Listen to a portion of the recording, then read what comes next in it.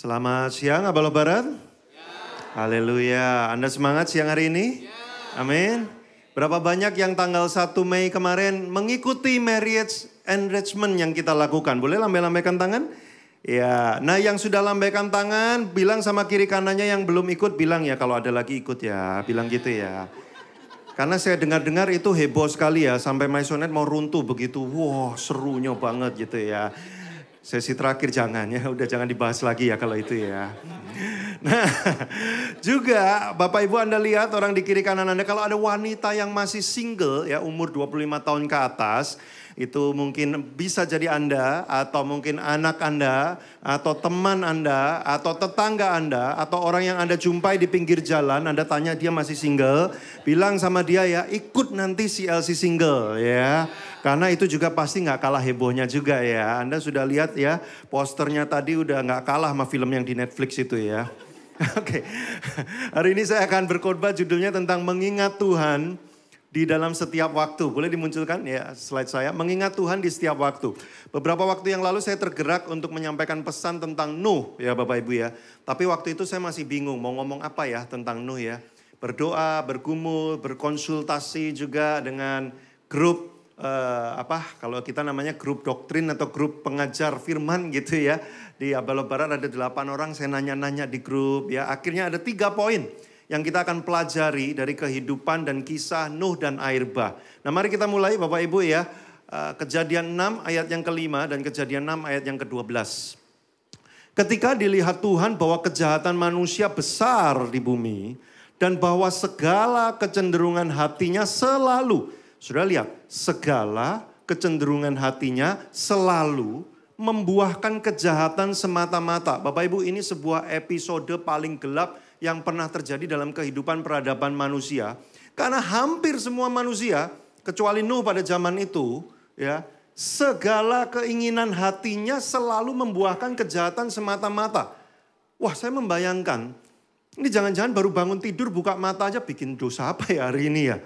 Nanti mau tidur ya, menjelang mau tidur, aduh hari ini lumayan ya, cukup banyak juga dosa yang dilakukan. Besok kira-kira mau bikin apa lagi ya? Karena segala keinginan hatinya selalu membuahkan kejahatan Bapak Ibu. Ya. Nah kejadian 6 ayat 12, Allah menilik bumi itu dan sungguhlah rusak benar. Bukan cuma moralitas manusia yang rusak, tapi cara hidup manusia yang begitu kacau membuat bumi ini sungguh rusak benar. Bapak Ibu, kalau Anda lihat hari-hari ini mungkin juga bumi kita sudah mulai rusak benar ya Bapak Ibu ya. Tahun 2023 itu katanya adalah tahun terpanas sepanjang sejarah. Dikatakan tahun 2023 itu naik 1,2 derajat dibandingkan tahun-tahun sebelumnya. Tapi tahun 2024 lebih panas dari 2023 Bapak Ibu. Jadi kalau tiap tahun kita naik 1 derajat aja nggak nyampe 10 tahun bubar kita semua. Bapak Ibu. Dan saya nggak yakin bahwa kita akan mampu menghentikan itu dengan cara hidup manusia yang kayak zaman sekarang ini. Saya rasa ya, kayaknya ya makin lama akan makin panas. Makin panas gampang Pak, tinggal pakai AC. Lah itu yang bikin tambah panas buminya. Makin banyak AC dipakai, buminya makin rusak juga. Ya udahlah ini nggak terhentikan gitu ya. Tapi pada zaman itu, lebih parah dari itu. Bayangkan Bapak Ibu, zaman itu belum ada gedung bertingkat, belum ada aspal, belum ada industri, belum ada apa-apa, tapi bumi sampai rusak. Gimana cara hidupnya Anda bayangin? Kalau sekarang rusak, ya udahlah wajar ya, kita emang udah kayak gini ya. Ya, semua dimakan ya, kelelawar dimakan, ya penyu dimakan, ya udahlah wajar ya. Tapi zaman dulu loh, kok bisa bumi sampai rusak itu mereka ngapain sama bumi ini? Begitu kacaunya hidup pada waktu itu. Makanya saya punya statement Bapak Ibu. Terkadang mengakhiri sesuatu yang sudah rusak total adalah satu-satunya hal terbaik yang bisa dilakukan terhadap kerusakan itu. Artinya apa Bapak Ibu? Manusia tidak memberikan pilihan lain kepada Tuhan dengan cara hidupnya yang begitu rusak. Sehingga satu-satunya pilihan terbaik adalah dengan mengakhiri peradaban manusia. Nah, pertanyaannya, mengapa kok Tuhan tidak mau memulihkan dan memberikan kesempatan lagi? Kok dikirim air bah untuk selesai aja? Siapa bilang Tuhan tidak mau memulihkan dan tidak memberikan kesempatan lagi? Bapak Ibu, nah silakan diagramnya. Bapak Ibu, waktu Nuh pertama kali mendapatkan instruksi untuk membangun Bahtera. Waktu Nuh pertama kali mendapat instruksi untuk membangun bahtera, itu usianya 500 tahun. Pada waktu bahteranya selesai dan kemudian hujan turun, air keluar dari tanah, itu waktu Nuh umurnya 600 tahun. Artinya ada berapa waktu Bapak Ibu? 100 tahun. Kurang sabar apa Tuhan menunggu? Bapak Ibu gini, kalau Anda punya karyawan ngaco, terus Anda peringatkan, Anda kasih kesempatan lagi. Ngaco lagi, Anda peringatkan lebih keras lagi, Anda kasih kesempatan lagi, ngaco lagi. Kira-kira apa yang Anda lakukan? Enggak dong, Anda kan Abaloh Barat, kasihnya kan besar. Abaloh kan gitu kan. Pak, kami potong gajinya sedikit, kami kasih kesempatan lagi Pak gitu ya. Tapi ngaco lagi, apa yang akan Anda lakukan? Enggak dong, Anda kan PKS Abaloh Barat ya. Kalau cuma Abaloh Barat mungkin ketiga udah selesai. Ini kan PKS-nya, jadi tambah lagi. Oh enggak Pak, ya udahlah kami potong lagi gajinya lebih banyak. Tapi kami berikan kesempatan lagi. Tapi dia ngaco lagi, apa yang Anda lakukan? Titik tertentu kan Anda bilang, pecat, selesai. Bapak Ibu, gini. Nah ini belajar silsilah sedikit ya. Kalau Anda baca ya di Kejadian pasal 4 dan 5 itu ada silsilahnya Nuh. Jadi ceritanya begini Bapak Ibu. Setelah Adam dan Hawa punya Kain dan Habel. Kemudian terjadi pembunuhan atas Habel. Lalu tinggal sisa Kain. Sementara keturunan Kain ini udah berantakan semua. Lalu Adam dan Hawa punya anak lagi namanya Set. Nah dikatakan di Alkitab. Ketika zaman era kehidupannya Set nongol di dunia. Ditulis di situ. Manusia mulai memanggil nama Tuhan. Artinya apa Bapak Ibu? Artinya pada zamannya Set itu manusia mulai ingat Tuhan lagi dan mulai menyembah Tuhan lagi. Gitu ya. Nah dari Set sampai Nuh itu 8 generasi Bapak Ibu. Ya. Nah Henok, Anda pernah tahu nama Henok? Henok itu di tengah-tengah generasi keempat. Dari Set ke Henok itu 4 generasi. Dikatakan di Alkitab Henok bergaul karib dengan Allah. Saudara pada zaman itu manusia hidupnya panjang, bisa sampai 900 tahun. Ya. Nah, jadi rata-rata orang hidup tuh 800-900 tahun. Henok nggak nyampe 500, umurnya cuma 365 tahun. Udah dibawa Tuhan naik. Nggak tunggu mati, dibawa Tuhan. Naik bersama-sama dengan Tuhan di surga. Saking karib dan deketnya. Nah maksud saya mau ceritakan gini. Dari Set sampai Henok 4 generasi itu kelihatannya masih lempeng tuh. Bergaul dengan Tuhan. Nah dari Henok ke Nuh berarti sisa berapa generasi? 4 kan. Kok bisa tiba-tiba di generasi ke-8 ini bumi rusak bener? Hanya butuh 4 generasi untuk kemudian degradasinya tuh hancur banget. Dan saudara masih ingat mereka hidupnya itu sampai 900-an umurnya. Nggak kayak sekarang. Artinya apa? Dari generasi 1 sampai generasi 4 di atasnya tuh bisa satu rumah bareng. Loh iya dong 900 tahun kok. Kalau Anda dengan generasi orang tua, terus kakek nenek Anda, ada yang bisa satu rumah bareng, ada yang udah enggak. Betul enggak?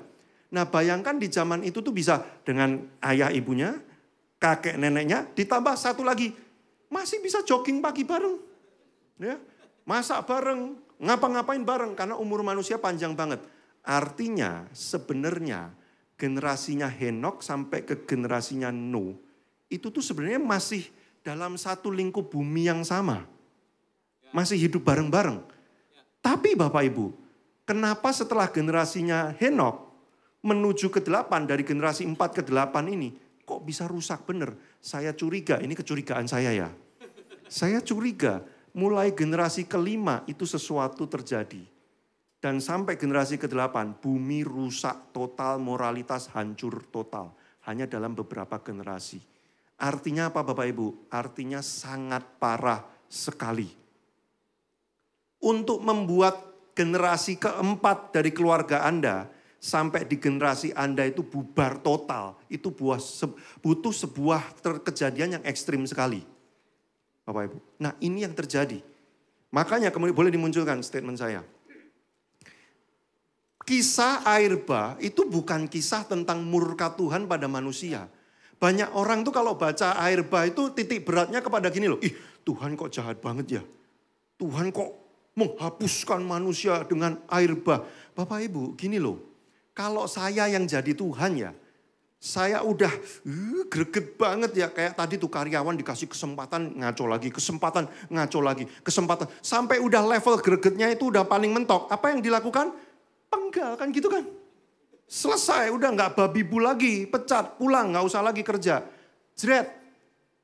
Tindakan yang instan cepat segera kelihatan efeknya. Kan gitu kan. Kalau saya jadi Tuhan. Lihat dari generasi ke-5 sampai ke-8 ngaconya sungguh luar biasa mentok. Tuhan udah nungguin 300 tahun, 400 tahun misalkan kayak gitu ya. Nungguin begitu lama. Gak bener-bener manusia. Kalau saya nih ya jadi Tuhan ya. Saya kirim api turun dari langit aja. Dalam berapa menit selesai. Tapi Tuhan itu kurang sabar apa? Udah greget. Masih tambah 100 tahun lagi. Tuh kan, kayak Anda sama anak Anda kan. Bapak Ibu, anak saya mulai 2 tahun nih. Udah, waduh dahsyat Bapak Ibu ya. Men-challenge kesabaran saya itu sampai pada batasnya. Ya. Wah dia kalau udah mulai ngaco, nih kebiasaan dia yang 2 bulan ini mulai muncul dan sangat mengganggu kami adalah. Dia kalau keinginannya tidak dituruti, langsung tiarap di lantai. Dan kemudian berenang. Gitu. Itu bisa dimanapun tempatnya. Lah yang paling pusing kalau di mall. Dia berenang di tengah kerumunan orang di lantai gitu ya.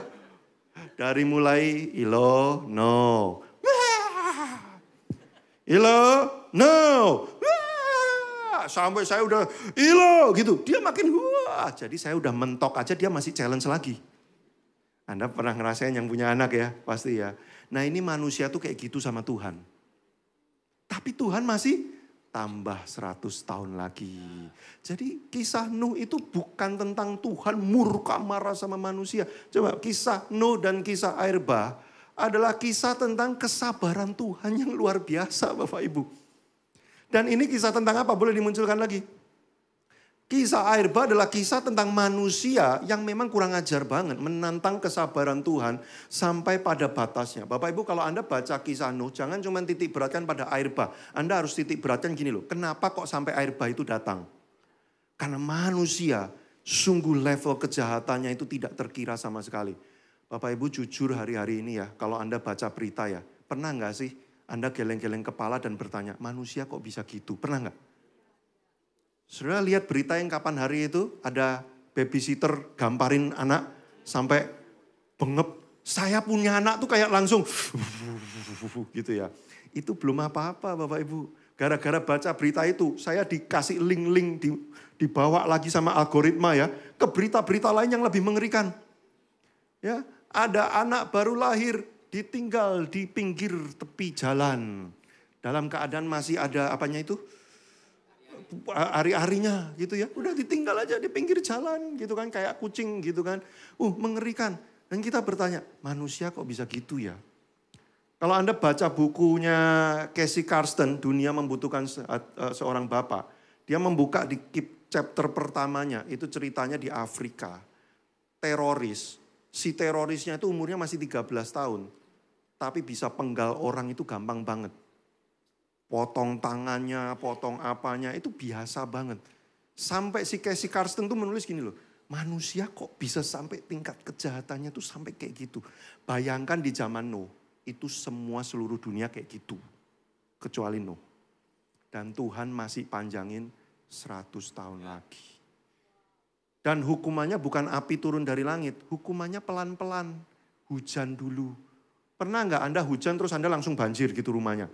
Baru hujan berapa detik, langsung banjir. Kan pelan-pelan kan Bapak Ibu ya?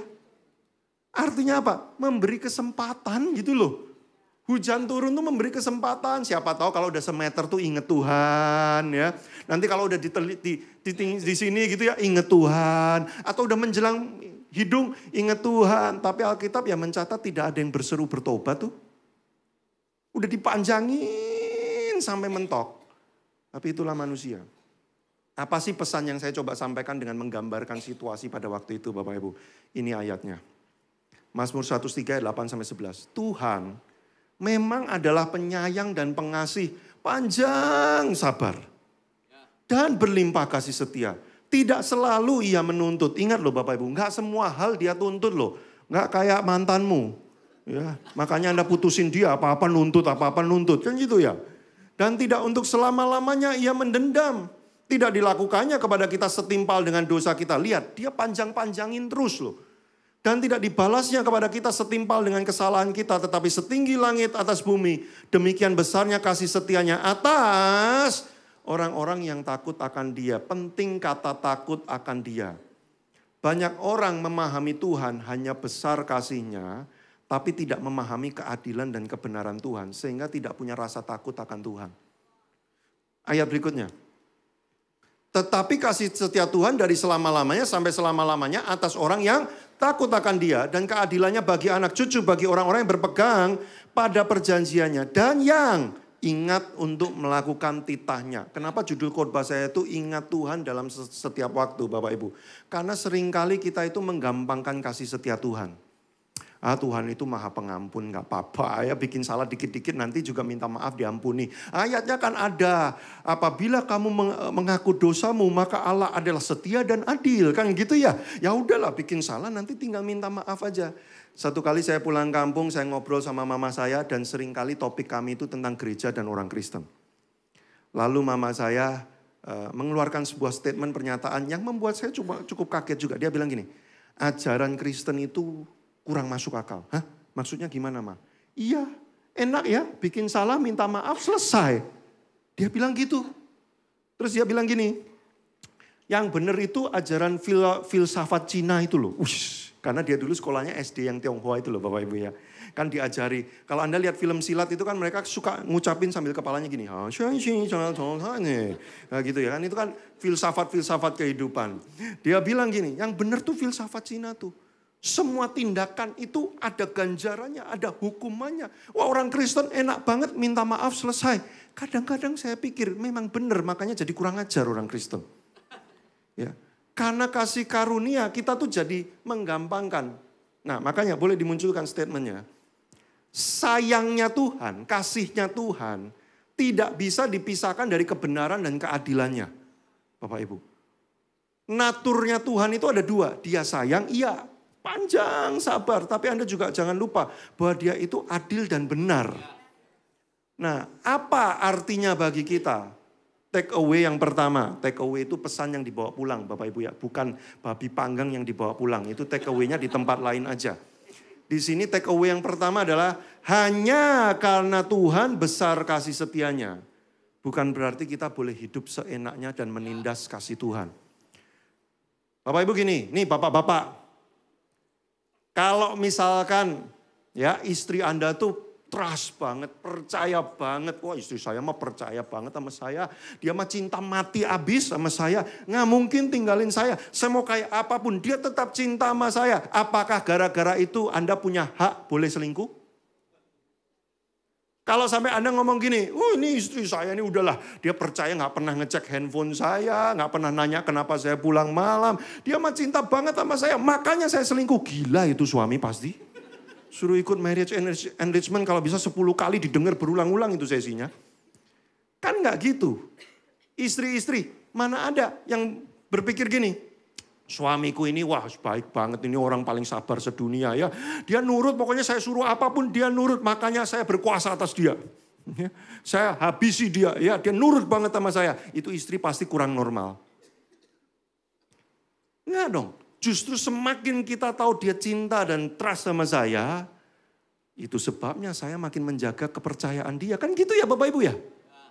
Semakin Anda tahu betapa Tuhan sayang sama Anda harus makin hidup benar untuk dia. Itu pelajaran pertama dari kehidupan di zaman air bah. Hanya karena Tuhan panjang sabar, bukan berarti Anda bisa suka-suka hidupnya. Maka pertanyaan yang kita bawa pulang hari ini, bagaimana dengan hidupmu hari-hari ini Bapak Ibu? Apakah Anda masih menjaga hidup Anda dengan benar? Hanya karena kita bisa berdoa minta ampun Tuhan baik, dia tetap memberkati saya. Ya, kalau kami ini alirannya Bapak Ibu bukan aliran yang begini ya, Abaloh Barat bukan jenis yang gini. Tidak perpuluhan, hidupmu akan terkutuk selama-lamanya. Oh kami bukan yang jenis kayak gitu. Kami adalah aliran yang percaya, Anda nggak perpuluhan pun Tuhan kalau baik sama Anda ya dia tetap baik aja. Karena kebaikan dia itu tidak dikurangi atau ditambahkan oleh perpuluhan Anda. dia itu udah mentok sempurna utuh. Apa yang Anda lakukan tidak mempengaruhi dia sama sekali. Kalau dia baik ya dia tetap baik. Kami aliran yang itu. Tapi hanya karena dia begitu bukan berarti kami boleh seenaknya. Nah, ini pelajaran pertama, Bapak Ibu. Ya. Pelajaran kedua, mari kita lihat ayatnya. Take away yang kedua, kita akan menuju ke sana. Kejadian 5 ayat 28 sampai 29. Setelah Lamek hidup 182 tahun, ia memperanakan seorang laki-laki dan memberi nama Nuh kepadanya. Katanya, anak ini, Nuh ini akan memberikan kepada kita penghiburan dalam pekerjaan kita yang penuh susah payah di tanah yang telah terkutuk oleh Tuhan. Bapak Ibu kalau Anda masih ingat, ketika Adam Hawa jatuh dalam dosa, tanah menjadi terkutuk. Sehingga menghasilkan sesuatu dari tanah itu susahnya setengah mati.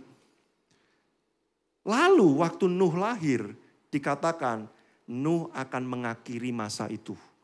Di masa Nuh, kata Nuh itu artinya adalah kelegaan atau rest, istirahat. Artinya apa? Enggak susah payah sampai segitunya lagi mengusahakan tanah, tapi tanah akan mulai dipulihkan.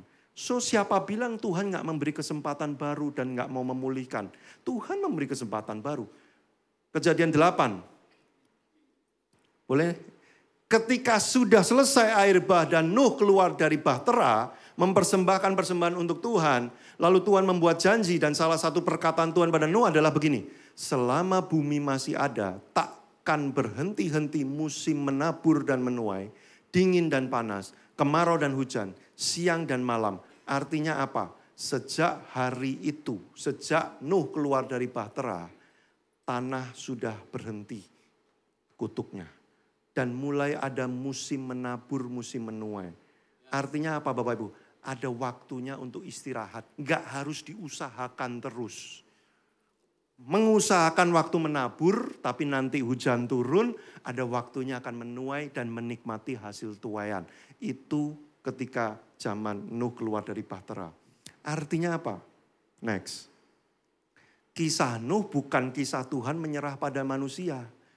Banyak orang, ada beberapa orang datang ke saya bertanya gini, Kak, ini kok katanya Tuhan menyesal atas manusia ya? Loh kok dia nyesel sih bikin manusia? Gimana sih? Nah, itu nanti di kelas doktrin aja penjelasannya, nggak usah sekarang, nanti Anda nggak pulang. Tapi yang saya mau beritahu gini loh, banyak orang menitik beratkan kisahnya tuh di situ. Biasanya tuh kalau baca air bah cuma 2. Tuhan memberikan air bah, Tuhan menyesal. Bukan, titik berat ceritanya itu bukan di situ. Titik berat ceritanya itu satu, manusia memang sungguh sudah amat sangat jahatnya kelewatan batas. Sampai Tuhan yang begitu panjang sabar dan dipanjangin lagi aja. Manusia nantangin terus kalau bisa sampai mentok bahkan lebih. Itu kondisinya. Yang kedua, Tuhan gak pernah nyerah sama manusia. Buktinya apa? Nuh. Buktinya apa? Tanah dipulihkan. Artinya apa? Tuhan selalu memberi kesempatan untuk memulai kembali bersama dengan manusia. Implikasinya apa? Terus next. Kisah Nuh adalah kisah Tuhan yang terus memberi kesempatan berulang kali kepada Anda, Bapak Ibu. Sadarkah Anda kalau Anda duduk di ruangan ini, sudah berapa banyak dosa yang Anda lakukan, sudah berapa banyak janji yang Anda lupakan kepada Tuhan, sudah berapa banyak Anda mengingkari komitmen-komitmen Anda kepada Tuhan, tetap Tuhan mencoba mempercayai Anda lagi. Ibarat karyawan udah ngaco puluhan kali, tetap dipekerjakan lagi dan dipercaya lagi. Kurang sabar apa Tuhan sama kita semua? Sekalipun Anda udah bikin dosa yang paling jahat sekalipun, kalau Anda datang di hadapannya dan berkata, Tuhan aku butuh Engkau. Tuhan tidak pernah menutup pintu buat kita. Makanya take away kedua. Take away kedua. Kesempatan dari Tuhan tidak pernah habis. Tapi masalahnya, waktu kita bisa habis. Nah itu problemnya. Sudah pernah nggak makan di all you can eat? Lihat wajahnya itu sih pasti pernah. Ya, yang daging di grill nggak ada habisnya itu loh ya. 20 plate lagi, 30. Saya tuh paling ngeri kalau makan all you can eat. Ya, sama beberapa anak-anak yang saya muridkan. Saya ngeri banget. Ya, saya udah berasa nggak sanggup. Mereka 30 plate lagi, gila gitu ya. Hebat banget gitu ya. Gini loh. Restoran itu berapapun plate yang Anda minta, dia akan keluarin terus. Problemnya perut Anda yang gak sanggup. Sama, kesempatan dari Tuhan itu free flow. Tuhan akan kasih terus kesempatan, tiada habisnya. Tapi masalahnya, waktumu tuh bisa habis. Makanya Bapak Ibu jangan tunggu.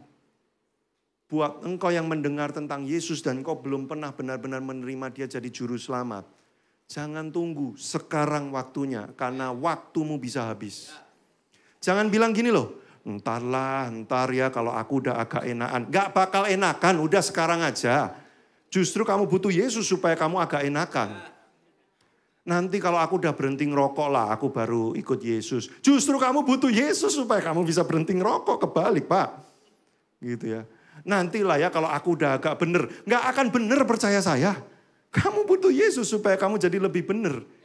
Jangan tunda Bapak Ibu. Kalau Anda merasa ditegur Tuhan. Ada kebiasaan buruk yang gak oke. Ada hal-hal yang gak bener yang kamu lakukan dalam caramu bekerja. Mungkin kamu selingkuh dalam hubunganmu kamu gak bener. Jangan tunggu. Karena gak mungkin waktu untuk kamu nanti kembali kepada Tuhan. Belum tentu ada lagi. Wah Pak, saya ini udah diajak ya ke gereja. Ini udah 3 tahun Pak, saya tiap minggu diajak ke gereja. Ya mungkin minggu depan lah saya terima Yesus. Anda yakin masih ada minggu depan? Ini saya bukan mau nakut-nakutin loh Bapak Ibu ya.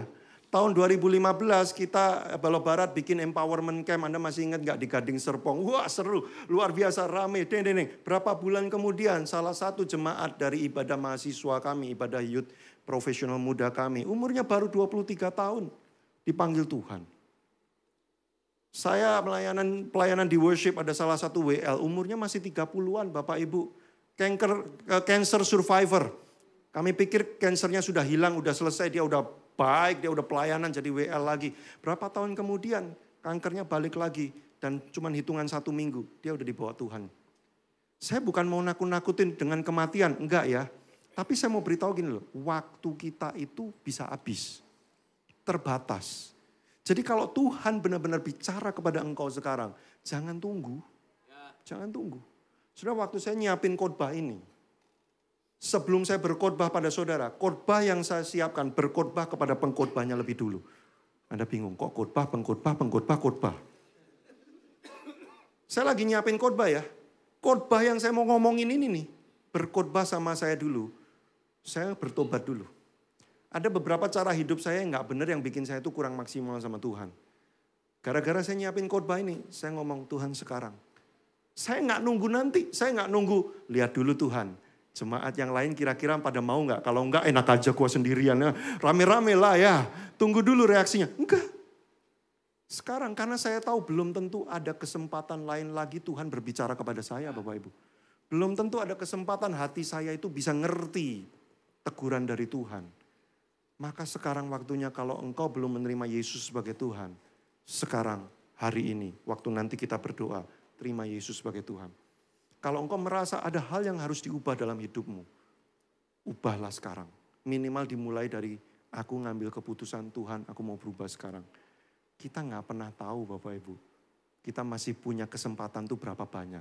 Enggak, saya bukan ngomong soal mati loh. Enggak. Anda mungkin hidupnya masih lama, tapi kesempatannya tuh belum tentu ada lagi gitu. Tuhan mah mau aja kasih terus, tapi momen hidupmu belum tentu bisa. Contoh. Sekarang, kalau saya mau habis-habisan pelayanan kayak anak muda kayak zaman dulu lagi, udah gak bisa. Anda lihat kan kalau present worship saya udah mulai gak lompat kan? Bukan gak mau lompat, pengen. Tapi saya tuh kalau udah lompat-lompat, pinggang ini mulai encok Bapak Ibu. Ya, umur udah segini saya juga bingung kenapa pinggang gua kayak begini. Terus saya baru lompat dikit, udah mulai. Saya mulai mengerti kenapa makin tua usia kalau present worship. Tepuk tangannya tuh mulai kelihatan ya. Kalau Anda datang ke ibadah CAC ya, tepuk tangannya tuh beda. Tepuk tangannya gini. Coba lihat kiri kanannya kalau present worship. Kalau mulai tepuk tangannya kayak gitu bilang, kamu mulai ikut CAC ya. Gitu. Oh kalau dulu waktu muda, wah. Sekarang saya udah mulai berasa. Saya mulai melihat perubahan cara saya bertepuk tangan tuh udah gak kayak dulu. Saya mulai gitu. Cuman belum naik aja, dikit lagi. Mungkin 5 tahun lagi, 7 tahun lagi saya udah mulai gini nanti. Nah, itu waktunya saya juga bergabung dengan JAC Bapak Ibu. Ngerti gak sih? Waktu umur saya mungkin masih panjang, tapi momen-momen itu gak banyak yang gak bisa diulang lagi Bapak Ibu. Ya, anak saya Mungkin 5 tahun lagi. Ada momen-momen yang udah kelewatan gitu loh. Kalau Tuhan ngomong sekarang tuh lakukan sekarang Bapak Ibu. Makanya waktu Nuh diberitahu, buat bahtera sekarang. Dia gak bilang, ntar ya Tuhan ya, aduh lagi repot banget ini. Banyak kerjaan, Tuhan gimana sih. Dia lakukan saat itu juga, karena momen itu bisa kelewatan Bapak Ibu. Tuhan pengen ngasih kesempatan terus, free flow. Tapi waktumu belum tentu berpihak pada kamu. Makanya hari ini apa yang Tuhan katakan buat hatimu.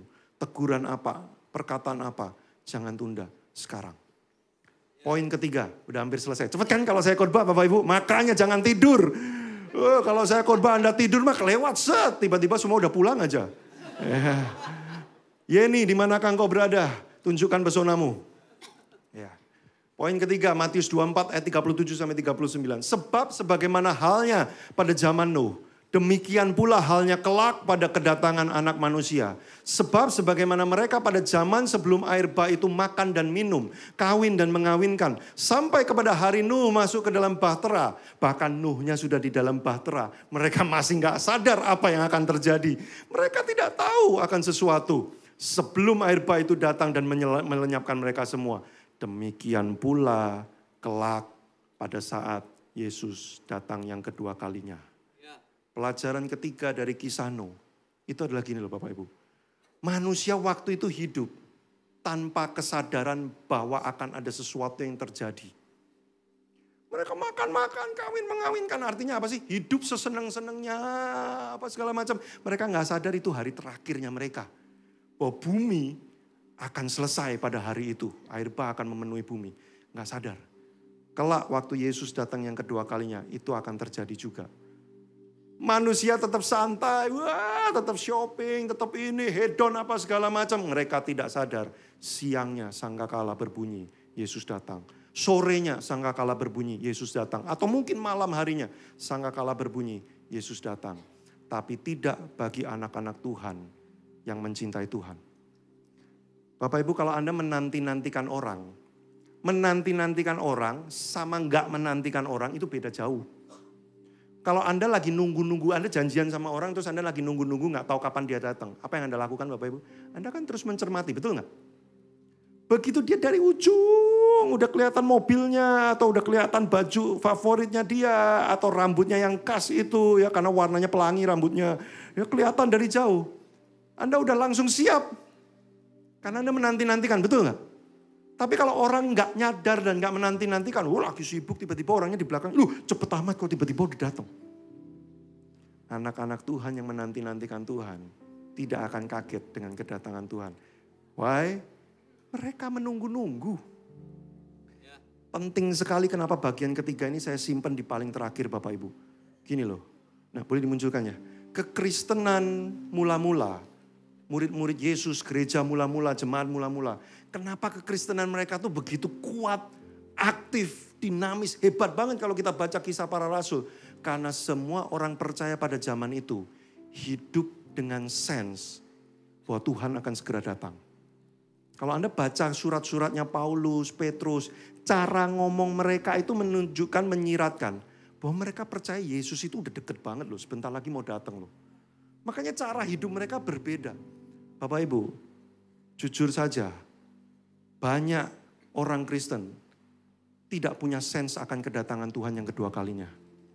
Mereka pikir Tuhan masih lama, masih jauh, santai aja, nikmati hidup dan sebagainya. Alah, saya ini jadi orang Kristen udah 50 tahun Pak, 50 tahun yang lalu pengkhotbah bilang katanya Yesus mau datang. Mana? Nggak datang-datang juga. Alah. Nih Bapak Ibu, full statement berikutnya. Lebih baik hidup seolah-olah Tuhan segera datang, namun belum datang juga. Daripada kamu hidup seolah-olah Tuhan masih lama datangnya, tiba-tiba dia datang. Sudah nangkep maksud saya enggak? Ada satu masa dalam kekristenan saya juga seperti itu. Saya bertanya gini, Tuhan, ini saya jadi orang Kristen tahun ke-30 Bapak Ibu. Tahun 94 saya bertobat. 30 tahun saya terus mendengar khotbah bahwa Yesus segera datang, Yesus segera datang. Tahun ke-30 saya bertanya, Tuhan jadi datang apa enggak nih? Udah 30 tahun nih, lama loh. Jangan-jangan masih nambah 50 tahun lagi nih, masih lama lagi nih. Terus kemudian tahu nggak apa yang terjadi? Itu mempengaruhi iman saya. Saya bilang gini, jangan sering-seringlah khotbah tentang kedatangan Yesus yang kedua kalinya. Tengsin nanti kalau nggak datang-datang. Ya, Yesus segera datang. Mana? Aduh, jadi malu sendiri. Tuhan tegur saya waktu saya nyiapin khotbah ini. Di hati saya, Tuhan bilang gini, justru kamu harus makin sering mengkhotbahkan, memberikan pesan tentang kedatangan Yesus yang kedua kali. Kenapa? Hanya karena dia belum datang, bukan berarti kita, udahlah santai aja masih lama. You never know, kamu gak pernah tahu kapan kok. Boleh ayatnya? 1 Yohanes 2 ayat 15-17. Janganlah kamu mengasihi dunia dan apa yang ada di dalamnya. Jikalau orang mengasihi dunia, maka kasih akan Bapa tidak ada dalam orang itu. Sebab semua yang ada di dalam dunia ini, yaitu keinginan daging dan keinginan mata, keangkuhan hidup, bukan berasal dari Bapa melainkan dunia. Dan dunia ini sedang lenyap dengan keinginannya. Tetapi orang yang melakukan kehendak Allah tetap hidup selama-lamanya. Ada orang bilang kita ini manusia hanyalah musafir di dunia ini. Sudah tahu musafir? Musafir itu pengembara yang tidak menetap. Tapi seringkali dunia ini begitu menggoda, begitu luar biasa, membuat kita lupa bahwa rumah kita sesungguhnya itu bukan di dunia ini, Bapak Ibu. Yesus akan menjemput kita suatu hari, dia lagi siapin rumah kita. Sudah beli rumah di Jakarta kan susah banget ya Bapak Ibu ya. Sekecil itu aja harga miliaran, apaan tuh? Saudara, rumahmu bukan di dunia ini. Yesus lagi siapin rumahmu yang terbaik di surga sana. Kelak dia akan menjemput kamu. Jangan terlalu betah di dunia ini Bapak Ibu. Saya sama istri saya dengan orang-orang yang kami muridkan. Berkali-kali saya tuh ngomong begini. Kadang-kadang ya kalau ini, susah banget ya hidup ya. Aduh, orang kok makin jahat ya. Aduh, kok harga-harga makin mahal ya. Aduh, penyakit kok makin banyak ya. Waduh, makin panas ya. Selalu statement terakhir saya tuh ngomong sama mereka, saya bilang begini. Tuhan Yesus segera datang ya. Kapan Tuhan Yesus datang ya? Saudaraku, Paulus pernah menulis di suratnya, dia bilang begini. Kalau boleh memilih, aku pengen cepat-cepat kembali kepada Bapa. Tapi memang aku masih dibutuhkan di dunia ini untuk melayani.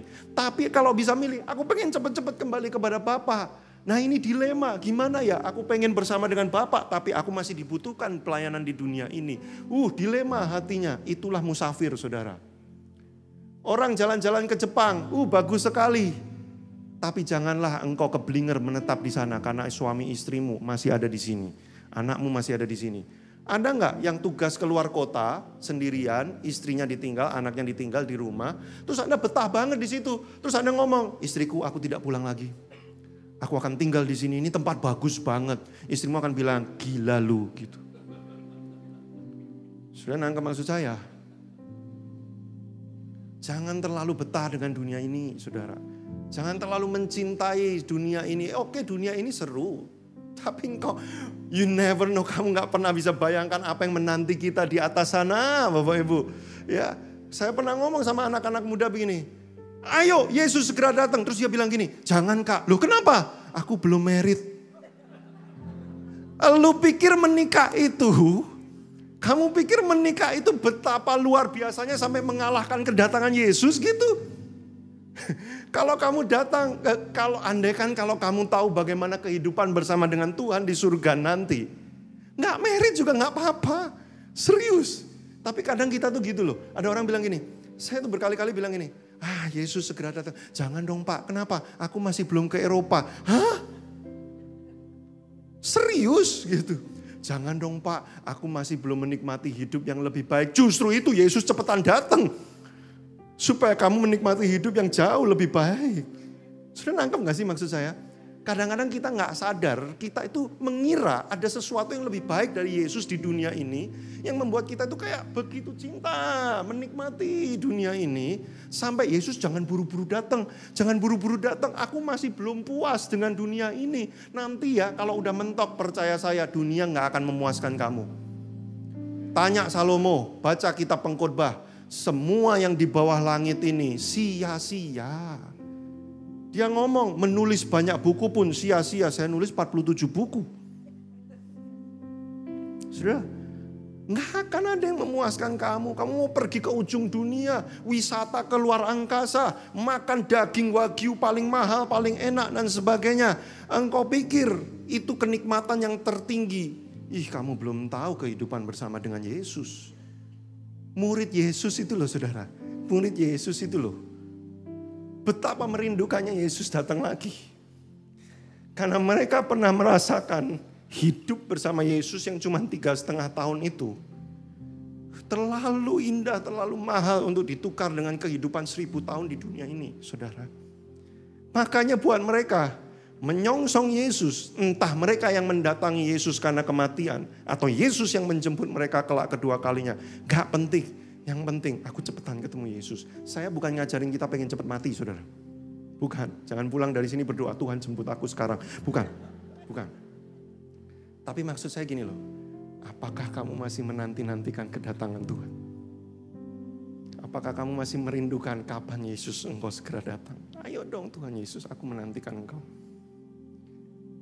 Apakah engkau masih menjadi orang Kristen yang setiap hari bangun dengan pemikiran, oh Tuhan, kamu bisa datang kapan aja. Aku mau menjadi mempelai wanita yang terbaik. Saudara, setiap kali saya memberkati pemberkatan nikah, selalu mempelai wanita itu dandannya lebih jor-joran dari mempelai pria, bener gak? Ya, mempelai pria mah bangun berapa jam setelah mempelai wanita kan? Mempelai wanita bangun jam 2 pagi, wah jor-joran rambut apa segala. Pria mah kadang botak aja udah selesai. Ya. Dan waktu mempelai wanita masuk ke ruang pemberkatan itu, semua mata memandang. Dan tamu-tamu mulai bilang, itu gaunnya bagus banget ya, nyewa di mana ya? Aku juga mau nanti, make upnya bagusnya siapa yang make up ya? Aku juga mau dan sebagainya. Sudah mempelai wanita dandan jor-joran untuk berjumpa dengan mempelai prianya yang sudah menunggu di pelaminan, saudaraku. Kita ini mempelai wanita, Yesus mempelai pria. Dikatakan dia akan datang satu kali nanti. Dandanan seperti apa yang kau sudah siapkan dengan hidupmu selama ini? Ketika dia di awan-awan nanti, sangkakala berbunyi, dia di awan-awan. Apakah kita kedapatan siap? Tuhan, aku sudah menunggu engkau. Sekian tahun aku menunggu engkau. Akhirnya engkau datang juga. Atau jangan-jangan dia mendapati kita lagi berbuat dosa, kita lagi ngaco hidupnya, dan kita tertangkap basah, dan kita bilang, loh Tuhan kok cepet amat datangnya, boleh gak tunda sebentar? Enggak, kita bukan jenis yang seperti itu. Boleh gak Bapak Ibu, dunia ini masih bisa dinikmati. Ya, babi panggang masih enak. Tapi boleh gak setiap hari kita bangun pagi dengan pikiran gini, Yesus bisa datang loh hari ini. Hari ini Yesus bisa datang loh. Aku akan lakukan apa ya? Saya terharu banget. Kemarin saya nyiapin lagu untuk kita nyanyi. Judulnya I have decided to follow Jesus. Lalu saya iseng nyari lagunya. Tiba-tiba saya diarahkan kepada link cerita di balik pembuatan lagu ini. Ini lagu himne, saudara. Rupanya ini lagu diinspirasi dari orang dari India. Satu tempat yang India yang di ujung utara barat, ujung banget dekat dengan Bhutan. 150 tahun yang lalu terjadi revival di negara Wales. Dari situ banyak misionaris pergi ke seluruh dunia. Salah satunya datang ke tempat ini suku terasing sekali, saudara. Datang ke tempat ini berhasil memenangkan satu orang penduduk di situ. Namanya Nokseng, 150 tahun lalu. Nokseng ini penduduk lokal native di situ. Menerima Yesus dengan satu keluarganya, satu istri dan 2 anak. Lalu kemudian mereka berapi-api. Dan mereka mulai menginjili satu desanya. Dan satu desa itu dimenangkan oleh Nokseng. Lalu kepala suku di situ tidak terima, marah. Kemudian mereka mengambil Nokseng dengan keluarganya dan dihakimi. Lalu disiksa, dianiaya, dipersekusi. Dan kemudian ditanya, Nokseng kamu tidak boleh lagi menceritakan tentang Yesus itu. Kamu harus berhenti sekarang. Atau kalau tidak kami akan bunuh kamu sekeluarga. Lalu Nokseng mengucapkan kalimat, aku sudah memutuskan untuk mengikut Yesus. Tidak ada jalan mundur lagi. Setelah mengucapkan itu, 2 anak Nokseng dipanah di depan mata dia, mati. Lalu kepala sukunya bilang gini, apakah kamu masih mau melanjutkan? Dia bilang gini, sekalipun tidak ada yang ikut aku akan tetap ikut Yesus. Istrinya dipanah mati di depan mata dia. Dan ditanya, apakah kamu masih mau ngotot? Lalu dia bilang ini, salib di depanku, dunia di belakangku, no turning back. Dan dia kemudian dipanah dan dia mati. Kematian satu keluarga ini tidak lama kemudian mengubah desa itu. Kepala suku itu tidak bisa tidur. Kok bisa ada orang kayak gini yang mencintai yang namanya Yesus? Siapa Yesus itu? Dan singkat cerita, suku itu menerima Yesus sebagai Tuhan. Dan kemudian ada orang dari Inggris datang mendengar cerita ini, mengubah lagu. Judulnya, I have decided to follow Jesus. Saudara, yuk kita ikut Yesus sampai tuntas yuk. Dengan setiap hari mengingat dia bisa datang kapan saja. Dia bisa datang kapan saja. I want to follow you Jesus. The cross before me. The world behind me. Dunia di belakang saya. Hanya salib yang di depan saya.